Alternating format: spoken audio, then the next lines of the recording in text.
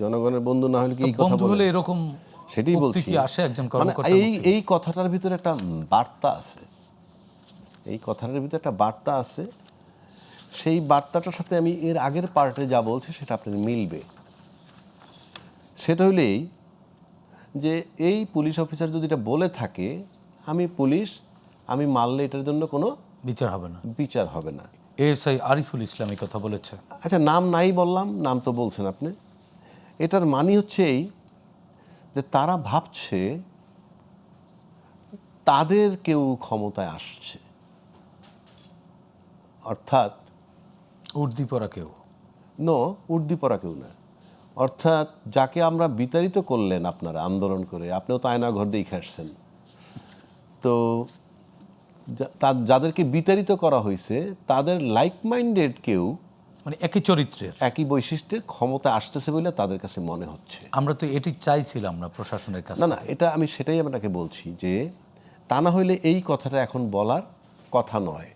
এটা আরেকটা বার্তা বহন করে নির্বাচন হচ্ছে,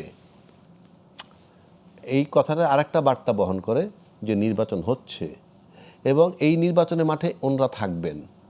সুতরাং ওনরা এমন লোকই আনবেন ক্ষমতায় বিচার হবে না, যারা আসলে তাদের বিচার হবে না। আমি যেটুকু ফার্স্ট পার্টে বলে দিছি, তাই সেই কথাটা বলতেছে। তার মানে নির্বাচন একটা হচ্ছে বা হওয়ানোর চেষ্টা করা হচ্ছে। আর হওয়ানোর চেষ্টা বলবো না, যেহেতু অফিসিয়ালি বলা হয়েছে। সুতরাং এই নির্বাচন হবে, এটার একটা বার্তা হয় এটাই। এবং এটা তো ভয়াবহ এক বাংলাদেশের বার্তা। বার্তা হলে আপনি কি করবেন? তাহলে কেন এত বলছি শিশুরা মরলো কেন? নো, মরলো কেন? মরে কারা জানেন? মরে হইল নিরীহ লোক। আপনি বাংলাদেশে এমন বহু কর্পোরেট ব্যবসায়ী আছে যে বাংলাদেশে ওই অংশ কোনো দেশ লয়ে গেছে, কথার কথা, কিচ্ছু আসে যায় না তার। কারণ আমি দেশ দিয়ে কি করব? আমি তো আমাকে নিয়ে ভাবছি। আপনি যদি দেশ নিয়ে ভাবেন, আপনি দেখেন তো, দেশ নিয়ে যদি আপনি ভাবেন, কোনো ব্যক্তি, কোনো রাজনীতিবিদ দেশটাকে যদি আপনি স্বাধীন মনে করেন, তাহলে আপনি গুলি দিয়ে একটা লোকও মারতে পারেন, আপনি আয়নাঘর বানাইতে পারেন। আজকে শুনলাম যে কোন চ্যানেলে জানি বলতেছে প্রসিকিউটরের মানে আয়নাঘরের যে মামলা করছে কি ব্রিগেডিয়ার আজমি, তাকে যে আয়নাঘরে রাখা হয়েছে সেটা আয়নাঘর না, 17 ফিট বাই 21 ফিট একটা ঘর। পরবর্তীতে এসি লাগানো হয়েছে। এসি লাগানো হয়েছে, জানালা ছেলে 5টা ইত্যাদি। তার মানে আয়নাঘরের ধারণাও চেঞ্জ হয়ে যাচ্ছে। বিষয়টা তোমার ওইখানে না। আমি তর্কের খাতিরে ধরে নিলাম যে ওনারটা কারেক্ট। সেই ঘরে তোমাকে আটকায় রাখছিলেন, আটকে রাখার অধিকার কে দিয়েছে? সেটা কেন? আমি মানলাম আপনি এসি ঘরেই রাখছেন। এই এসি ঘরে রাখার মানে, সে তো খুব ইন্টেলেকচুয়াল লয়ার যিনি বলছেন তার মতে, বাট তিনি তো এডমিট করলেন যে তাকে আয়নাঘরে রাখা হয়েছিল। মানে রাখা হয়েছে, তা শেষ। এই মামলায় দণ্ড দেওয়া খুব ইজি হয়ে গেল, কারণ আপনি এডমিট করছেন। পার্থ আয়নাঘর কথিত ছিল যে একটা torture cell, 4 feet by 7 feet, উপরে খাড়া 6 ফিট, জানলা দরজা নেই, এরম একটা ঘর। আপনি বললেন যে না, এটা 21 ফিট বাই 17 ফিট, 5টা জানালা ছিল, 2 দরজা, রাজকীয় বাথরুম ছিল, এসি ছিল ইত্যাদি। তার মানে আয়না ঘরে রাখা হয়েছিল। ব্যাস শেষ। আপনি বিনা বিচারে একটা লোকের 8 বছর আটকে রাখবেন, দ্যাটস অল। এটাকে বলে অতিরঞ্জিত করতে গেলে আইনের নিয়মই হইল আপনার কাছে যা আছে পুঁজি তা নিয়ে ফাইট করবেন, এটা হলো নিয়ম। কিন্তু এটা বলতে গিয়ে তো আপনি ইনডাইরেক্ট এডমিট করলেন যে তাকে আয়নাঘরে রাখা হয়েছিল। আপনি ওই যে বলছে, একজনে বলছে যে বাংলাদেশে তো এরকম কোনো ইয়ে দেখি নাই যে এসি বাসে চড়ে আসামিদেরকে নিয়ে যায়, মানে আর্মি অফিসার যে 14 জনের কথা বলছে। তা আমি তাদেরকে বললাম যে ভাই, আপনাদের আসলে তো শুকরিয়া নাই। যদি এই মামলাটা না হইতো, তাদেরকে গ্রেফতার না হইতো, তাইলে কোথাও গ্রেফতার করতেও পারলো না। কিন্তু আপনি একটা জিনিস মাথায় রাখা, আপনি এসি হেলিকপ্টারে যাক আর 5 স্টার হোটেলে থাকুক, উনি থাকছেন কিভাবে ওখানে? বন্দি। একজন আসামি হিসাবে থাকতেছেন। 5 স্টারে থাকলেই কি আর হেলিকপ্টারে মুভ করলেই কি, ওইটা মাথায় রাখেন।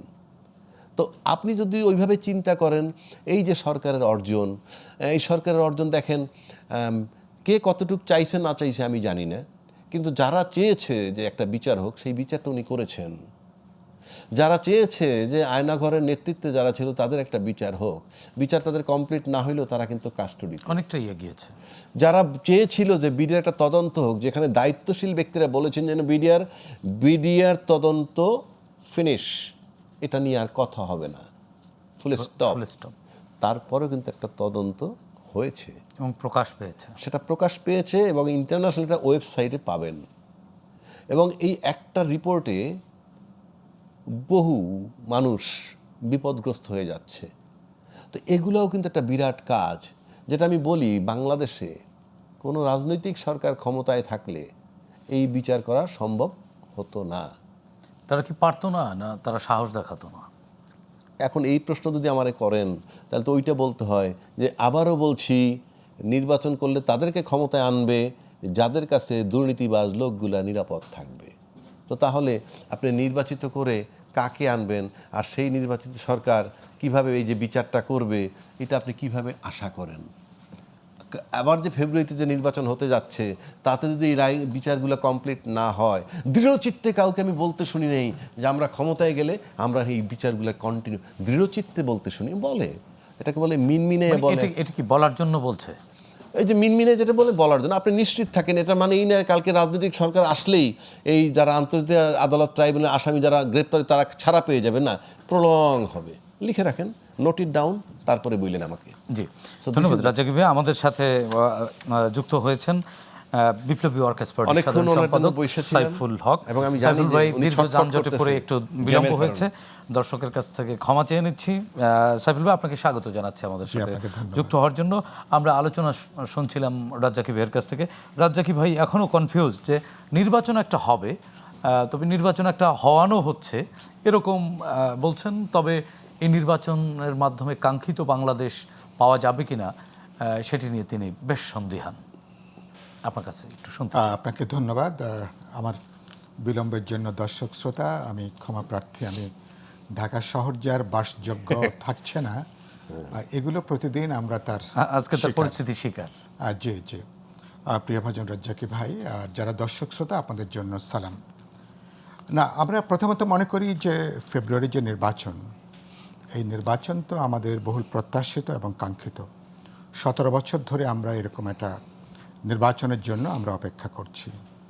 কারণ আমরা কেবলমাত্র আমরা বলতে পারেন যে এর আগে আমরা আসলে নিয়মতান্ত্রিকভাবে নির্বাচনের মধ্য দিয়ে সরকারের পরিবর্তনের পথটা বন্ধ করে দেওয়ার জন্যই তো আমাদেরকে 16 বছর আন্দোলন করতে হয়েছে। শেষে একটা রক্তাক্ত গণজাগরণ গণঅভ্যুত্থানের মধ্য দিয়ে আমাদেরকে একটা ফ্যাসিস্ট রেজিমকে বিদায় দিতে হয়েছে।